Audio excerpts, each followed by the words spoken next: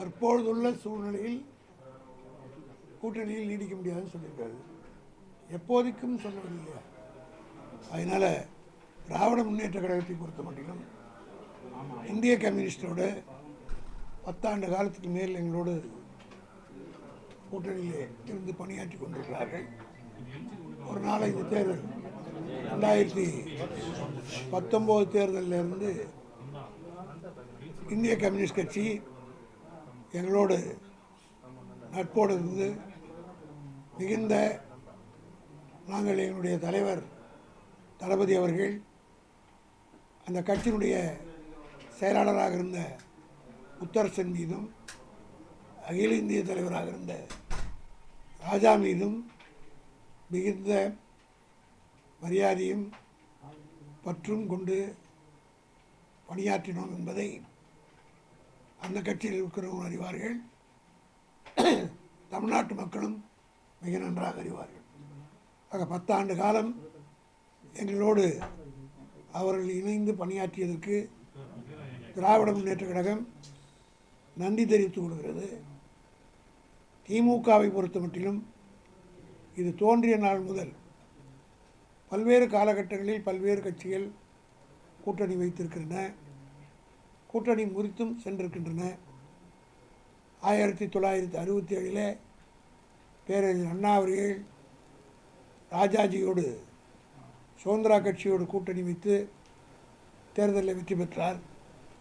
தேர்தல் வெற்றி முடிந்தவுடன் அன்றைக்கு ராஜாஜி அவர்கள் எதிர்பார்த்தது ஆட்சி அவருடைய கட்டுப்பாட்டுக்குள் இருக்கும், அல்லது அவர் சொல்வதுதான் திமுக அரசு அண்ணாவினுடைய தலைமையில் அமைகிற அரசு இருக்கும் என்றால் புதியவர்கள் ஆட்சிக்கு வருகிறார்கள் என்ற ஒரு நிலையில் அவர் சொல்லியிருக்க போது அண்ணா அவர்கள் தந்தை பெரியாரை நேரடியாக திருச்சிக்கு சென்று சந்தித்து விட்ட போது வந்த பிறகு ராஜாஜி சொன்னார், இன்றோடு தேனளவு முடிந்து விட்டது என்று சொன்னார். அதற்கு அண்ணா மிக விளக்கமாக பதில் சொன்னார், தேர்நிலவு முடிந்து விட்டது, குடும்பம் நடத்தப் போகிறோம் என்று அண்ணா சொன்னதைப் போல அதற்கு பின்னால் பல கட்சிகள், இந்திய கம்யூனிஸ்ட் கட்சியே எங்களோட 71 பிறகு சென்றது, மார்க்சிஸ்ட் கம்யூனிஸ்ட் கட்சி 77 தேர்தலில் இருந்தது,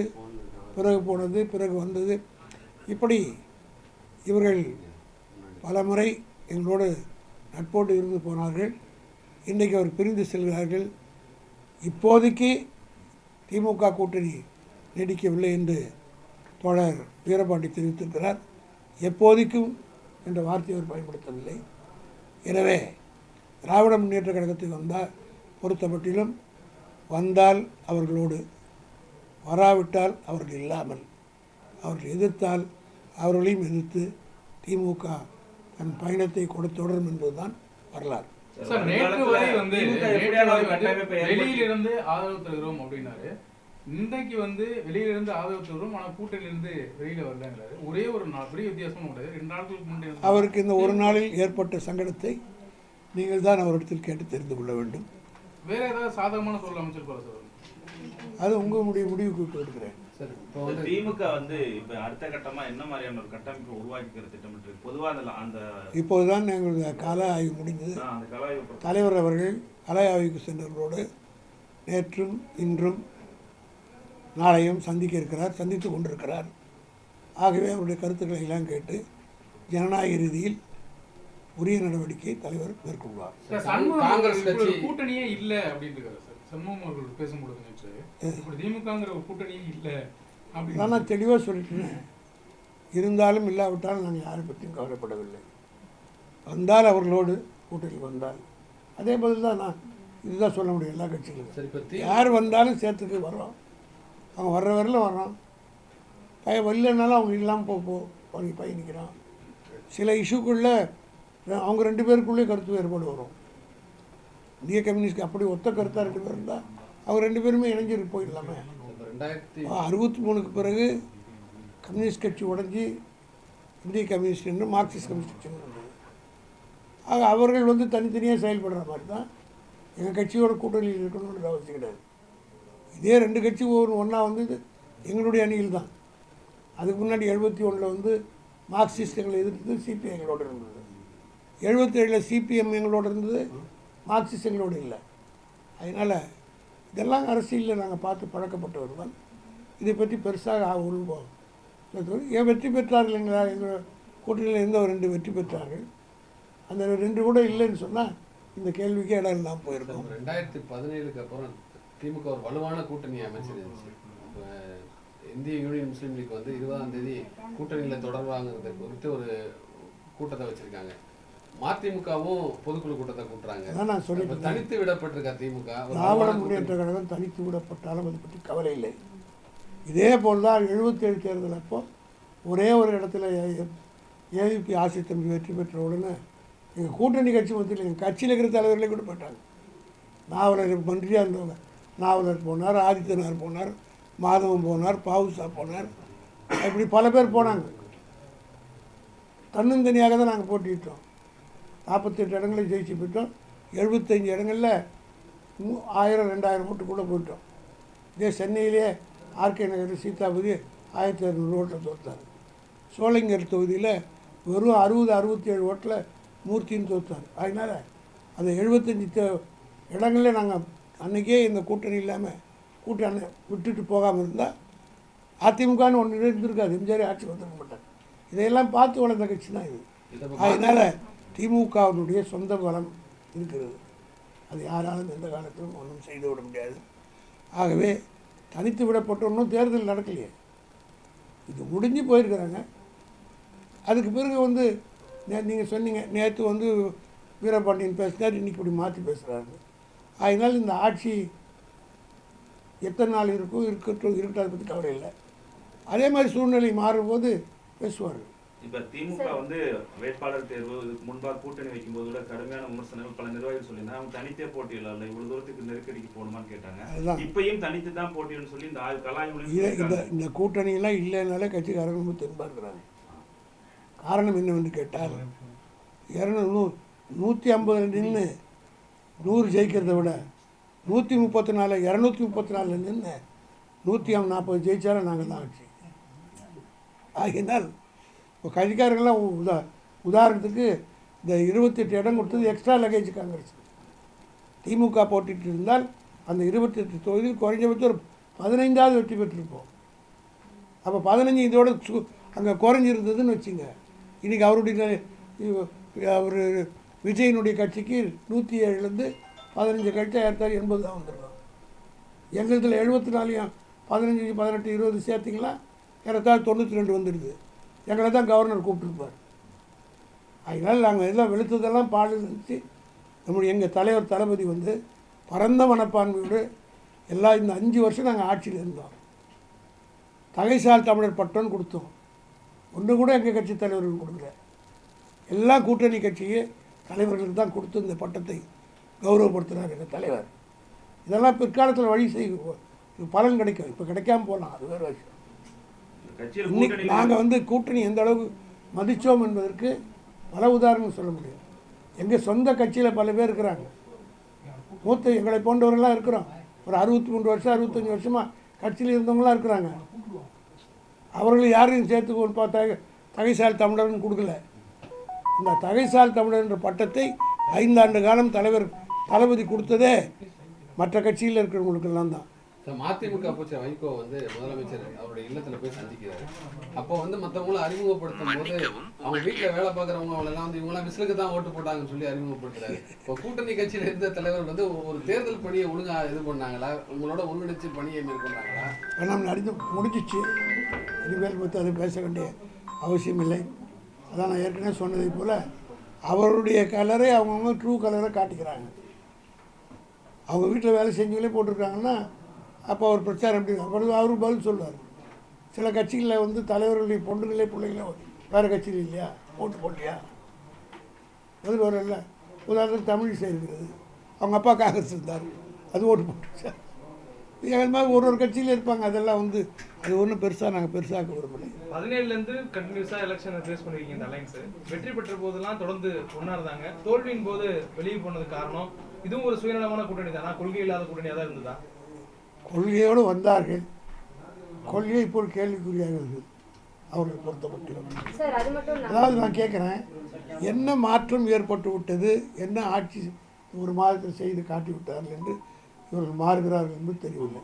இந்த ஒரு மாதத்தில் நாங்கள் என்ன தப்பு பண்ணிட்டோன்ட்டு எங்களை விட்டு போகிறாங்கன்றது காரணம் தெரியல. அதை நீங்கள் தான் கேட்டு சந்தர்ப்பத்துக்கு தான் எதிர்பார்த்துட்டு இருந்தாங்க. நாங்கள் இதெல்லாம் நாங்கள் கேட்க முடியாது, நீங்கள் தான் அவர்களை கேட்கணும்.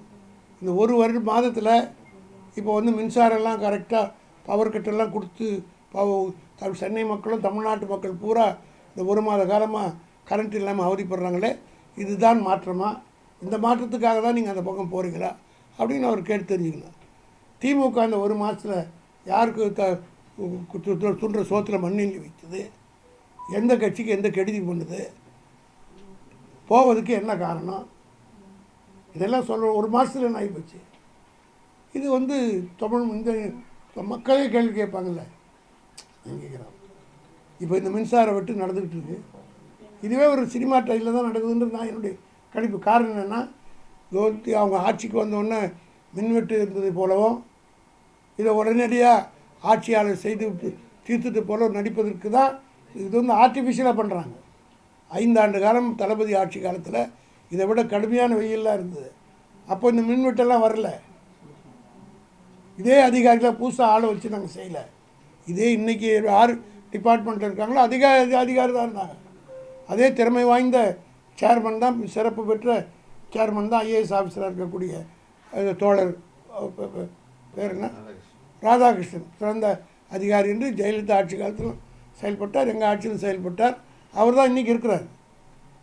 ஆகினால் இந்த ஆர்டிஃபிஷியலாக அதை உருவாக்கிட்டு சினிமா வரணும், டிஃபன் ஸ்பாட்டில் உட்காந்து சாப்பிட்றது ஒரு பெரிய பெருமையாக அதை போட்டு காட்டுறது மாதிரி, பாருங்கள் நாங்கள் ஆட்சிக்கு வரும்போது இவ்வளோ தட்டுப்பாடு இருந்தது, உடனே எங்கள் தலைவர் 1 மாத காலத்தில் 2 மாத காலத்தில் மின்வெட்டியை தீர்த்துட்டார் அப்படின்னு சினிமா ஸ்டைலில் காட்டுறதுக்காக இது நடத்தப்படுகிறதா திட்டமிட்டுன்ற சந்தேகம் என்னை போன்றவர்கள் ஏற்படுறது. காரணம், நாங்களாம் நிர்வாகத்திலேருந்து பழக்கப்பட்டவங்க. இந்த சந்தேகம் நியாயமாக இல்லையான்னு 1 மாதத்தில் சரி பண்ணிட்டாங்கன்னு வச்சுங்க, இதை பெருசாக பண்ணுவாங்க. அவங்க ஏன் செய்யலை? மக்கள் மத்தியில் ஏற்கனவே வந்து காட்டி திமுக காரங்க பண்ணிட்டு போயிட்டாங்க, நாங்கள் வந்து அது சரி பண்ணுன்றதுக்காகவே திட்டமிட்டு செய்யப்படுகிற சதி. அடுத்த வரும் தேர்தலில் திமுக தலைமையில் ஒரு புதிய கூட்டணி உருவாக்கான சூழல் இருக்கு. அது வந்து அந்தந்த தேர்தலுக்கு முன்னாடி தான் வரும். அதை எப்படி பண்ணும்போது சொல்ல முடியாது. சூழல் இருக்குன்னு நினைக்கிறீங்க? எப்போ ஒன்றா வரும். அதாவது இப்போ வந்து அற்ற குளத்து அறிநீர் பறவைகள் போல போயிட்டாங்க, அந்த பறவைகள் திரும்பி வரும் தண்ணி வரும்போது. சார் அது மட்டும் இந்த வாட்டி சட்டப்பேரவை தொகுதி பங்கீடுல இடதுசாரிகளுக்கு வந்து ஒதுக்கப்படும் பொழுது ரொம்ப இழுபறி நடந்துச்சு. அது கூட இந்த இடதுசாரிகள் விலகிறதுக்கு காரணம்னு நீங்க நினைக்கிறீங்க? அப்பயே விலகி இருக்கலாமே. நீங்க சொல்ற கேள்வி கரெக்டா இருந்தா அப்பயே இறங்கி இருக்கலாமே. இல்ல புதுசா சேர்ந்த கட்சிகளுக்கெல்லாம் நீங்க தொகுதிகளை கொடுக்கும் பொழுது அப்பவே தேர்தலுக்கு முன்னாடியே அப்படி ஒரு நிலைமை வந்தால் போயிருக்கலாமே. இன்னைக்கு போகிறவங்க அப்போ போயிருக்கலாமே. சார், இது காங்கிரஸ் கட்சியை தனிமைப்படுத்துவதுமா தேசிய அளவில் இருக்கக்கூடிய மாநில கட்சிகளை திமுக ஒருங்கிணைக்க போகிறதா ஒரு தகவல் இருக்குது. அதெல்லாம் தலைவர் தான் சொல்லணும், எனக்கு தெரியல. இந்த சட்டம் ஒழுங்கு, பெண்களுக்கு பாதுகாப்பு, இதெல்லாம் ஆட்சியில் இருக்கக்கூடியவர்கள் தான் கொடுக்கணும் அப்படின்னு தேர்தலுக்கு முன்பாக பேசிய முதலமைச்சர் விஜய் இப்போ சிங்கப்பெண் படை ஆரம்பிச்ச போது அது தனிநபர் ஒழுக்கம், அரசு மட்டுமே அதை பாதுகாக்க முடியாது, பெண்களுக்கு எதாவது குற்றம் குறையணும்னா தனிநபர்களும் தன்னுடைய ஒழுக்கத்தை காப்பாற்றணும்னு சொல்றாரு. திமுக எப்படி பார்க்குது? அதாவது இதெல்லாம் வந்து சினிமா டைலாக் மாதிரி இருக்கு. இந்த சிங்கப்படை என்றதுலாம் அது குறை சொல்ல விரும்பல. முதல்ல காவல்துறையில் பெண்களுக்குன்னு முதல் காவல் நிலையத்தை ஏற்படுத்தியவர் கலைஞர் தான் 1973 கிரீம்ஸ் ரோட்டில் ஆரம்பித்தார். முழுக்க அந்த ஸ்டேஷனில் 25 பேர் பெண்கள், ஒரு இன்ஸ்பெக்டர், ஒரு சப் இன்ஸ்பெக்டர், 23 கான்ஸ்டபிள்களோட தலைவர் கலைஞர் ஆரம்பித்தார். அதனுடைய இதுதான் இப்போ வந்து வேறு கலர் ட்ரெஸ்ஸை மாற்றி கொடுத்துருக்காங்க, அவ்வளோதான். வேறு ஒன்றுமே கிடையாது. புதுசாக அவங்களுக்கு ஒன்றும் புதுசு பவரை கொடுக்கல, ஒன்றும் கொடுக்கல. இதெல்லாம் காலப்போக்கில் வந்து நீங்கள் பார்க்க போகிறீங்க. இப்போ பெட்ரோலிங் வண்டிக்கு கூட அம்மா பெட்ரோலிங் ஜெயலலிதா வச்சாங்க. அதை நாங்கள் மாற்றல, இன்னும் அம்மா பெட்ரோலிங் தான் போகுது. இதெல்லாம் வந்து சட்டம் ஒழுங்கு காப்பாற்றுவதற்குரிய சூழல் தான். அதாவது இந்த மாதிரி தவறுகள் நடக்கிறது வந்து காவல்துறையினரால் முழுமையாக கட்டுப்படுத்த முடியாது என்பது எங்களுக்கும் தெரியும். தனிநபர் ஒழுக்கம் தேவைதான். ஆனால் இதை வந்து ஏமாற்றக்கூடாது. முதல்ல இந்த நிலையத்து பெண்களுக்காக காவல் ஸ்டேஷனை ஏற்படுத்தணும் தான் கலைஞர் தான். அவருடைய அனுபவத்தை நான் சொல்கிறேன். 76 எமர்ஜென்சி அப்போ இதே D1 காவல் நிலையத்தில் கலைஞர் அவர்கள் அண்ணா சிலைக்கு முன்னாடி ஒரு போராட்டம் நடத்தினார். ஜூன் 1ஆம் தேதி. அதாவது வந்து தலைவர் முனிசிபல் கடிதம் எழுத சென்சார் அதிகாரி தடுத்துட்டாங்கன்ட்டு அண்ணா சிலைக்கு முன்னாடி கொடி நின்றுந்தார். அவரோடு நானும் எங்களோட ஒரு 5-6 கழகத்தோடு அந்த போராட்டத்தில் கலந்துக்கிட்டோம்.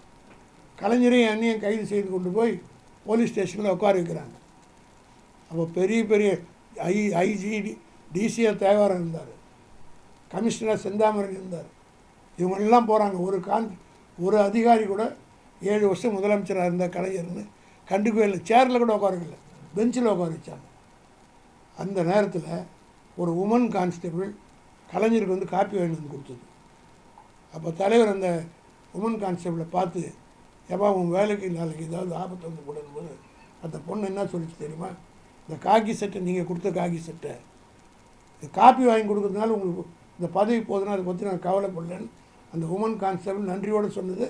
இன்றைக்கும் அந்த நன்றி இந்த சிங்கப்படையின் பேர் இருந்தாலும் சரி, எந்த படையின் பேர் வச்சாலும் கலைஞருடைய பேர் தான் நிற்குமே தவிர வேறு யார் பேர் நிற்காது. அந்த 100 நாள் வேலைவாய்ப்பு திட்டத்தில் வந்து அந்த விபிஜி ராம் அந்த திட்டத்துக்கு வந்து கடுமையாக எதிர்ப்பு தெரிவித்தோம். நிதியை குறைக்கிறாங்க அப்படிங்கிற மாதிரி. இந்த அரசு அதை ஏற்றுக்கொண்டதா இப்போ தகவல் வருது. அது சொல்லுங்களேன். நீங்கள் வந்து எங்கள் தலைவர் 6 மாதத்துக்கு எதுவும் சொல்ல மாட்டேன்னு சொல்லிட்டார். நாங்கள் சொன்னால் இவங்க திருத்திக்கிட்டு இவங்களுக்கு ஸ்டைல் ஆஃப் ஃபங்க்ஷனே இருக்க, இவங்களுக்கு நாங்கள் வாத்தியார் மாதிரி இருக்க விரும்பல. இவங்க என்ன பண்ணுறாங்கன்னு பார்த்துட்டு அதுக்கு பிறகு எனக்கு பதில் சொல்லுங்கள். தூத்துக்குடியில் சிவைகுண்டத்தில் ஒரு பெண், தாவேக்காவை சார்ந்த பெண், வேலை வாங்கி தரதா கூறி 2 தாவேக்கா சேர்ந்த நிர்வாகிகள் கூட்டி போய் பாலியல் துன்புறுத்தல் பண்ணியிருக்காங்க. அது மீது அவர்கள் கைது பண்ணியிருக்காங்க. ஆனால் அந்த பெண் இது தொடர்பாக ஸ்ரீவைகுண்ட எம்எல்ஏ சரவணன்ட்ட சொல்லியும் அவர் இதை பெரிதாக்க வேணான்னு சொன்னார். அந்த பொண்ணு பேட்டியும் கொடுத்துருக்காங்க. ஆனால் இதுவரையிலும் அந்த எம்எல்ஏ மீது நடவடிக்கை எடுக்கப்படலை அப்படிங்கிற குற்றச்சாட்டு சமூக வலைதளங்களிலும் பொதுமக்களுக்கு எழுந்துட்டு இருக்கு. குறிப்பாக திமுக அதை முன்னெடுத்து சொல்றாங்க. இப்போ திமுக நிலைப்பாடு என்ன இந்த விவகாரத்தில்? எங்கள் எதிர்க்கட்சி தலைவர் உதயநிதி ஸ்டாலின் அவர்கள் மிக தெளிவுபடுத்தி விட்டார். இந்த சிங்கப்பெண்ணெலாம் வச்சு மக்களை ஏமாற்ற முடியாது. ஒரு சட்டமன்ற உறுப்பினர் மீதே இருக்கிறது. குறைந்தபட்சம் அவர் மீது அவர் நடவடிக்கை எடுக்கலை என்றால் எங்களுடைய உதயநிதி ஸ்டாலின் எதிர்க்கட்சி தலைவர் அவர்கள் சட்டப்பூர்வமாக மட்டுமல்ல பல்வேறு வகையான நடவடிக்கையும் எடுத்து அதற்குரிய உரிய தண்டனை வாங்கி கொடுப்பதில் அவரோடு திமுகவும் நிச்சயமாக உறுதியாக இருப்போம். Okay sir, thank you.